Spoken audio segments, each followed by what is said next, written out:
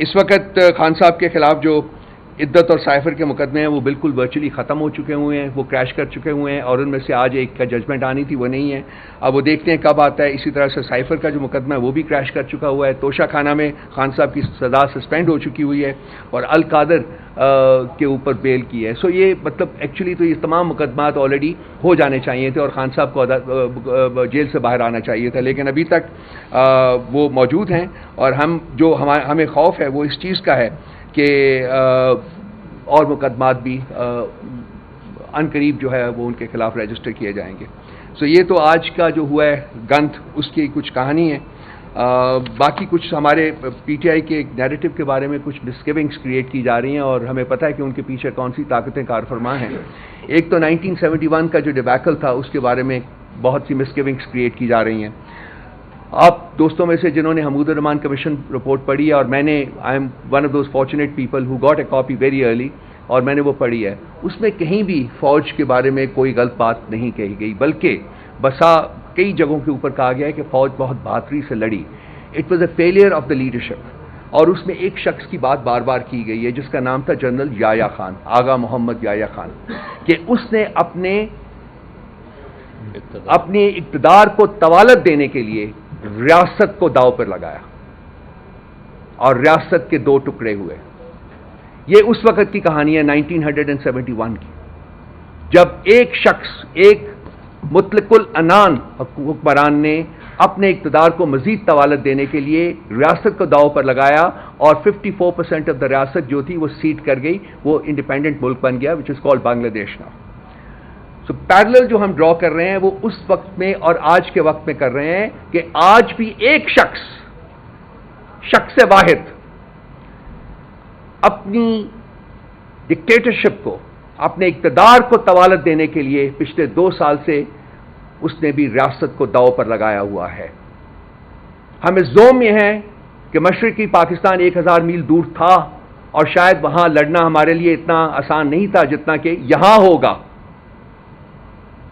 ہم اس زوم میں ہیں کہ ہم یہاں ملک کا کوئی حصہ جو ہے وہ سیسیڈ نہیں کرنے دیں گے یا وہ الگ نہیں ہونے دیں گے۔ لیکن اگر آپ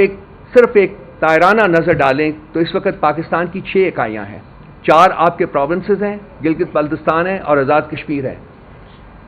ان میں سے آزاد کشمیر ریسٹو ہے، گلگت بلتستان ریسٹو ہے، بلوچستان عرصہ دراز سے ریسٹو ہے، کے پی جو ہے وہ لٹرلی ایج کے اوپر ہے۔ تو کیا الٹیمیٹلی ہم نے پاکستان کی شکل پنجاب اور سندھ کی شکل میں دیکھنی ہے؟ اور جو شخص اپنے اقتدار کو طوالت دینے کے لیے اور اپنی ڈکٹیٹرشپ کو فردر پرپیچویٹ کرنے کے لیے جس نے ریاست کا فیوچر اس کے اوپر لگایا ہوا ہے، کیا ہم اس کو وہ یہ کام کرنے دیں گے جو وہ کام کر رہا ہے اس وقت؟ کیا ہماری عدالتیں اور باقی جو ہمارے ادارے ہیں وہ اپنا رول نہیں پلے کریں گے کہ ملک کے اوپر جو اسٹینگل ہولڈ ہے ڈکٹیٹرشپ کا اس کو ختم کیا جائے اور آئین اور قانون اور جمہوریت کو بحال کیا جائے اس ملک پہ؟ اس ملک کا فیوچر کیا ڈکٹیٹرشپ سے لنکڈ ہے یا آئین اور قانون کے ساتھ لنکڈ ہے؟ کوئی بھی ریاست دنیا میں آج کل کے زمانے میں ایسی نہیں ہے جو کہ ڈکٹیٹرشپ کے بلبوتے کے اوپر آگے چل سکتی ہے۔ کسی نہ کسی طریقے سے، کسی نہ کسی شکل میں وہاں آئین اور قانون کی حکومت ہوتی ہے۔ یہ پاکستان وہ واحد ریاست ہے اس وقت جس نے کم از کم پچھلے 2 سال میں نہ صرف کہ آئین اور قانون کا ٹوٹل فقدان نظر آیا ہے بلکہ بریزن جسے کہتے ہیں، بریزن طریقے سے اس کو وینڈلائز کیا گیا ہے۔ پاکستان کی ڈکٹیٹرشپس میں 1947 کے بعد سے جو 4 ڈکٹیٹرشپ آئی ہیں اس میں ایک چیز بڑی کامن تھی، وہ یہ تھی کہ جب وہ ٹیک اوور کرتے تھے تو آئین کو یا تو ایبروگیٹ کر دیتے تھے یا سسپینڈ کر دیتے تھے، موسٹلی ایبروگیٹ کر دیتے تھے۔ جتنے بھی ڈکٹیٹرز آئے ہیں انہوں نے آئین کو ایبروگیٹ کیا اور پھر عدلیہ کے ذریعے وہ ڈاکٹرن آف نیسیسٹی کے تحت اس کو لیجیٹیمائز کر لیتے تھے، اپنا اقتدار جو ہے وہ لیجیٹیمائز کر لیتے تھے، اور انٹرنیشنل کمیونٹی سے پھر اپنے آپ کو لیجیٹیمائز کرانے کے لیے پاکستان کو آگ میں جھونکا جاتا تھا۔ وہ سوویت یونین کے خلاف لڑائی ہو انڈر ضیاء الحق یا وہ مشرف کے دور میں اور وار آن ٹیرر ہو، امریکہ کی وار، اس کا حصہ تھا، اس میں صرف اور صرف پاکستان اور پاکستان کے عوام نے سفر کیا۔ آج پاکستان جو اکنامکلی کیپٹو ہویا ہوا ہے، لٹرلی پینیز کے لیے وہ اب اپنا کشکول لے کے ساری دنیا میں پھر رہا ہے، اس کی سب سے بڑی وجہ پاکستان کی ڈکٹیٹرشپس ہیں، اور یہ 2 لڑائیاں ہیں other than those small wars, lesser important wars جو کہ پاکستان نے لڑی.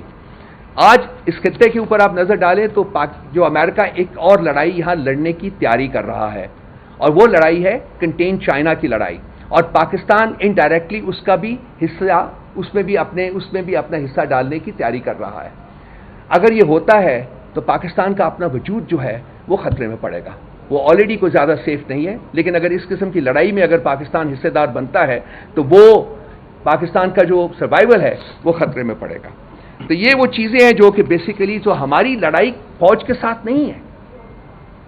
ہماری لڑائی شخص واحد کی آبجیکٹوز کے ساتھ ہے، اپنے اقتدار کو طوالت دینے کا جو ان کا ایک انفیچویشن ہے ان کا، اس کے ساتھ ہے.